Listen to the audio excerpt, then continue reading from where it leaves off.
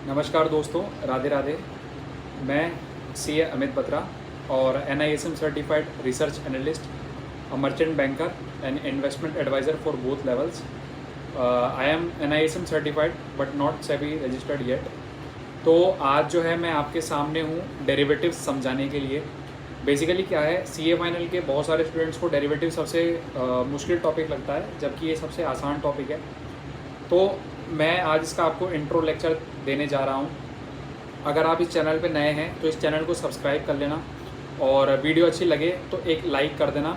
और ज़्यादा लंबी वीडियो नहीं होगी, बेसिकली इंट्रो देने जा रहा हूँ तो छोटी सी वीडियो होगी, पर आपको देखनी पूरी है। तो मैं स्टार्ट करने जा रहा हूँ, ठीक है।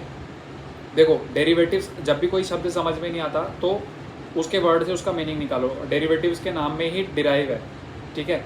तो डेरिवेटिव एक ऐसा कॉन्ट्रैक्ट है जिसमें हम किसी पर्टिकुलर स्टॉक को, करेंसी को, या फिर इंटरेस्ट रेट के फ्यूचर्स को, ठीक है। अभी फ्यूचर्स क्या होते हैं वो मैं आपको समझाता हूँ कि डेरिवेटिव कोई ऐसा फाइनेंशियल कॉन्ट्रैक्ट है जिसमें हम किसी स्टॉक को, किसी करेंसी को, या फिर किसी इंडेक्स को किसी एक पर्टिकुलर डेट पर, जिसे हम एक्सपायरी कहते हैं, उस डेट पर खरीदने या बेचने का कॉन्ट्रैक्ट है, ठीक है। तो ये जो कॉन्ट्रैक्ट्स होते हैं ये किसी इंडेक्स से, किसी करेंसी से, या फिर किसी इंटरेस्ट रेट से जो है वो अपनी वैल्यू डिराइव करते हैं, इसलिए इनका नाम डेरिवेटिव्स है, ठीक है। अब डेरिवेटिव्स, अगर जैसे हमारे सिलेबस में जो है, सीए फाइनल के सिलेबस में डेरिवेटिव्स इंटरेस्ट रेट के भी हैं, करेंसी के भी हैं, और स्टॉक के तो हैं ही सही, पर मेजर पोर्शन जो है वो स्टॉक्स और कमोडिटीज़ पे है। तो अगर आपको स्टॉक समझ में आता है ना तो कमोडिटीज़ तो आराम से समझ में आ जाएगा, ठीक है। अब कमोडिटीज़ में कुछ भी हो सकता है, गोल्ड हो सकता है, सिल्वर हो सकता है, मिनी सिल्वर हो सकता है। तो आपको थोड़ा ध्यान से सुनना है, ठीक। अब स्टॉक के जो डेरिवेटिव्स होते हैं वो दो तरीके के होते हैं, ठीक है। पहला होता है फ्यूचर्स और दूसरा होता है ऑप्शंस। हम लोग मोस्टली जो है वो ऑप्शंस में काम करते हैं, क्योंकि उसमें पैसा कम लगता है। फ्यूचर्स में जो है पहले तो लॉट साइज़ जो है वो मतलब ऑप्शंस के बराबर की होती है, पर फ्यूचर्स में क्या है, आपको पैसा पूरा देना पड़ता है, ठीक है। फ्यूचर्स में आपको कॉन्ट्रैक्ट ऑनर करना जो है, मतलब कॉन्ट्रैक्ट अगर आपने एंटर किया है तो ये ऑब्लिगेटरी है आपके पार्ट पे, कि जैसे आपने फ्यूचर्स बाय करें हैं तो फ्यूचर्स आपको सेल करने ही पड़ेंगे, या फिर फ्यूचर्स आपने शॉर्ट करें या सेल करें तो फ्यूचर्स आपको बाय करने ही पड़ेंगे। फ्यूचर्स के लिए आपको मार्जिन जमा कराना पड़ता है, ना कि प्रीमियम, ठीक है। और वो मार्जिन जो है वो डेली मार्क टू मार्केट होता है, ठीक है। अगर मान लीजिए आपने कोई कॉन्ट्रैक्ट लिया, अगर वो प्रॉफिट में है तो आपकी मार्जिन रिक्वायरमेंट घट जाएगी, और अगर आपने कोई कॉन्ट्रैक्ट लिया जो लॉस में है फ्यूचर्स का, तो आपकी मार्जिन रिक्वायरमेंट बढ़ जाएगी, जिसे हमारे सीए फाइनल में मार्जिन कॉल कहा जाता है, जो कि क्वेश्चन जो है वो 8-10 नंबर में कई बार आया है, कि हमें जो है एक मेंटेनेंस मार्जिन होता है जो उससे कम नहीं जाना चाहिए। अगर मेंटेनेंस मार्जिन से कम जाता है तो हमें जो है सारा मार्जिन इनिशियल मार्जिन के बराबर लाना पड़ता है। अब वो इनिशियल मार्जिन जो है वो कॉन्ट्रैक्ट साइज़ के हिसाब से परसेंटेज में भी हो सकता है और अमाउंट में भी हो सकता है, ठीक है। ये तो ही फ्यूचर्स की बात। अब बात आती है ऑप्शंस की। तो देखो, ऑप्शन के नाम में लिखा हुआ है ऑप्शन, ठीक है। तो ऑप्शन जो है यहाँ पे ऑप्शन बायर के लिए है, ठीक है। तो दो तरीके के लोग होते हैं, पहला तो है ऑप्शन बायर और दूसरा है ऑप्शन सेलर, ठीक है। मर्जी चलती है हमेशा ऑप्शन बायर की, ठीक है। ऑप्शन बायर कौन होता है? जो ऑप्शन खरीदता है, ठीक है। अब दो तरीके के ऑप्शन में क्या होता है, एक तो होता है कॉल ऑप्शन और एक होता है पुट ऑप्शन। अगर मैं किसी चीज़ को खरीदना चाहता हूँ, क्या चाहता हूँ? खरीदना चाहता हूँ, तो मैं क्या लूँगा? Call option. ये बिल्कुल सिंपल सी बात बता रहा हूँ। अगर मैं किसी चीज़ को बेचना चाहता हूँ तो मैं क्या लूँगा? Put option. मैं क्या लूँगा? Put option. अब मान लीजिए मुझे किसी चीज़ को खरीदने का राइट चाहिए, ठीक है। किसी चीज़ को नहीं खरीदना, किसी चीज़ को खरीदने का राइट चाहिए तो मैं कॉल ऑप्शन लूँगा, और अगर मुझे किसी चीज़ का बेचने का राइट चाहिए तो मैं पुट ऑप्शन लूँगा, ठीक है। ये तो हुई ऑप्शन बायर की बात। अच्छा, कोई बेचेगा या कोई खरीदेगा तो कोई खरीदने या बेचने वाला भी तो होना चाहिए। तो आज मान लीजिए मुझे लगता है कि निफ्टी इंडेक्स जो है वो कल डिप देने वाला है, ठीक है। तो मैं क्या करूँगा? निफ्टी की पुट ले लूँगा, ठीक है। जैसे मान लो भी इंडेक्स जो है वो 17,370 के आसपास या 17,397 के आसपास चल रहा है, तो मैं जो है वो इंडेक्स की पुट ले लूँगा। तो मैं क्या करूँगा? पुट बाय करूँगा, ठीक है। अगर मैं बाय करूँगा तो कोई सेल भी करेगा। तो मुझे फ़ायदा कब है? जब इंडेक्स टूटे, ठीक है। और जो सेल कर रहा है उसको फ़ायदा कब है? जब इंडेक्स या तो वही खड़ा रहे या फिर वहाँ से उठ के ऊपर जाए। समझ में आई बात? मुझे लग रहा है निफ्टी नहीं, निफ्टी तो 18,000 जाने वाला है, तो मैं क्या करूँगा? कॉल बाय करूँगा।